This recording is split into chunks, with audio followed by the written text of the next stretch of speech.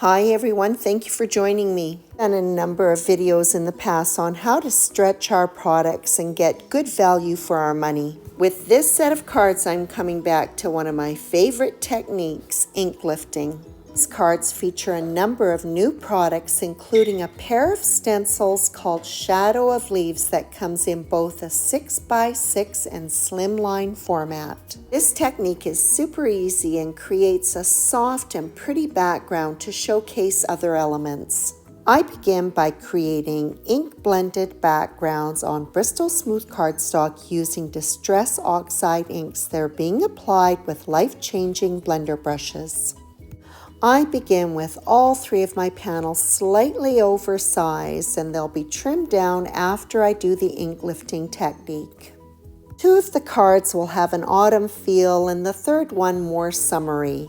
Slimline card is being done up with fossilized amber, rustic wilderness, and chipped sapphire. For the second fall-themed card, I'm using a combination of Villainous Potion, Spice Marmalade, and Candied Apple. The third card has lighter, soft tones perfect for summertime, and it features Squeezed Lemonade, Mermaid Lagoon, and Twisted Citron. This is such an easy technique. Instead of applying ink to the stencil, we're just going to be lifting it off. Bristol Smooth was chosen for the panels for a couple of reasons. This cardstock, as its name suggests, is very smooth and really enhances a beautiful ink blended result. But it also has another special quality.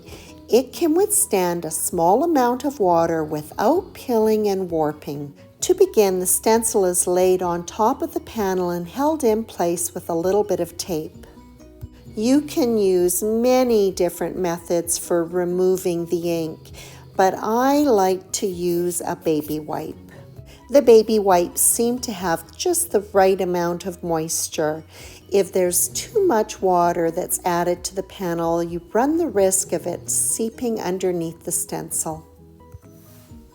The resulting image is going to be soft. Rather than wiping the ink, I like to dab it up and down so I can get right into those tiny crevices of each die cut. During the process, I lift up the stencil periodically using one of the pieces of tape as a hinge so that when I place the stencil back down, it will be aligned. I check to make sure that enough ink is being removed that I can see the image clearly.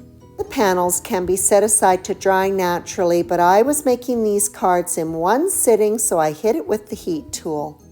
For the two fall cards, I'm using sentiments from Fancy Autumn Sentiments. They've been stamped in intense black ink and clear embossed. The coordinating dies are used to cut the sentiments out. I'm also going to be using one of the newly released die cut sentiments, Good Day to You.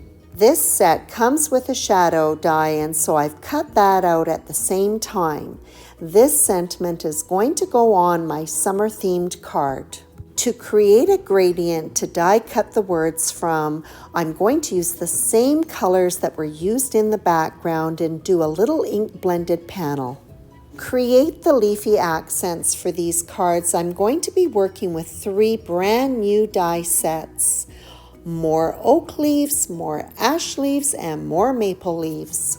Each of these sets come with several sizes of leaves, which include a shadow die and then an accompanying detail die.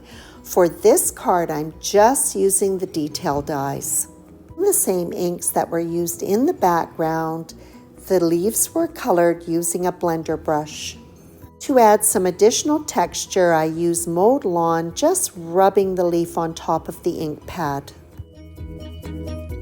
The panel was trimmed down to card front size, 4 inches by 5 1/4 inches, and mounted on a black matted A2 size card base. The shadow die cut has been mounted on foam. The leaves are tucked into either end of the sentiment. The words are easily aligned to the shadow die cut.